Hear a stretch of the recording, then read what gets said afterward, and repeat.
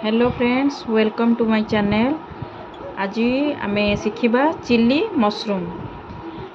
देखंतु मशरूम पई नेइची मु हाफ केजी मशरूम, तापी 4टी ओनियन आउ गोटे टमाटो आउ चिल्ली सॉस, टमाटर सॉस गोटे, चिल्ली सॉस सेतरो 1 स्पून लेके पकेबा, 1 टेबल स्पून आउ गरम मसाला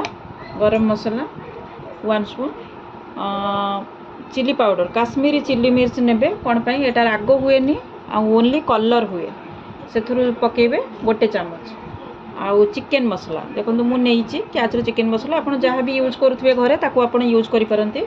एई सब इंग्रेडिएंट्स दरकार। फर्स्ट हमें तेल गरम करिबा, पैन गरम करंतु, तेल नियंतु।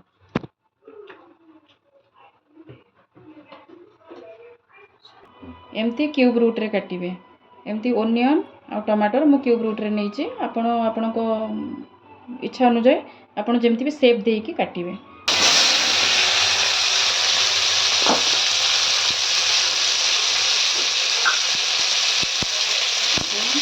हल्दी,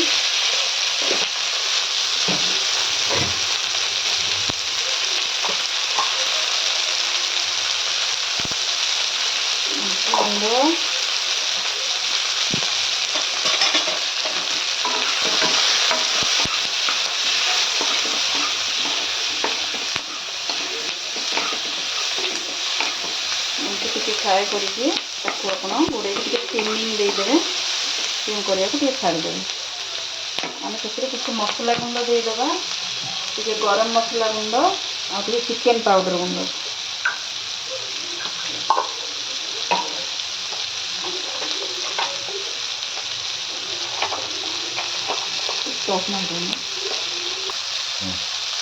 देखो चिकेन पाउडर गोटे चामच, गरम मसला गोटे चामच,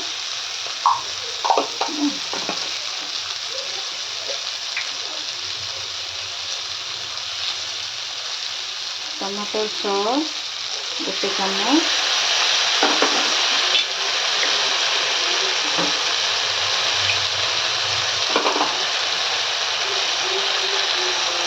चिल्ली सॉस गोटे चामच। आपण इच्छा अनुसार चिकेन मसला जगह मटन मसला भी यूज करि परंती, तार टेस्ट आसीबो। मु एठी चिकेन मसला यूज करछि क्याचरो। देखिए गैस रे कमे देबे, तापर टिके पानी देके हम पकेଇବା ପାଇଁ ଛାଡ଼ି देबा मसला रे।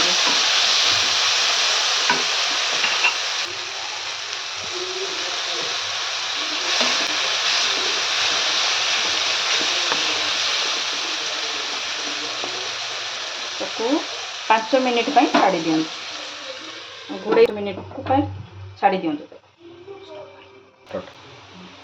तापरे हमें मशरूम को काटिकी पकेଇବା। आपण छोट छोट नेबे, मु टिके तार पाखुड़ा गुडा को बड़ बड़ रखिछि। आ तार तळ अंश जोटा थाए, तळ पार्टटा डांगोटा जो थाए, एटा मु एमती रूट रे काटिछि। तापरे सॉल्ट देबे ता ऊपरे,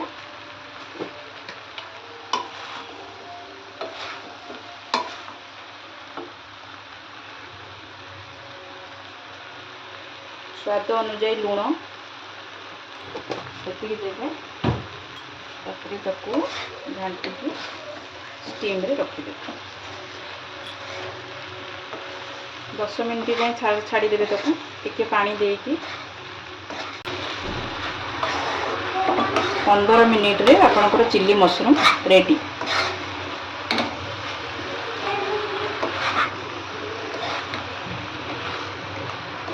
हल्का टिके पानी देबे, कहीं मशरूम रू भी पानी बाहर। आप मशरूम टाक धोई थे ना, से पानी बर्तन बाहर, से हल्का टिके पानी देबे।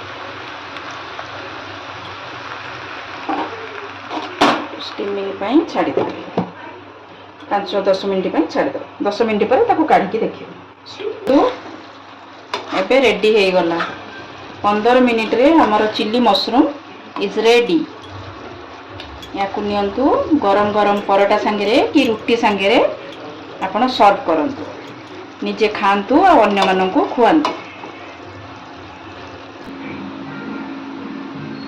Chilli mushroom is ready. आपण निजे खातु अन्य मानक खुआतु। Thank you.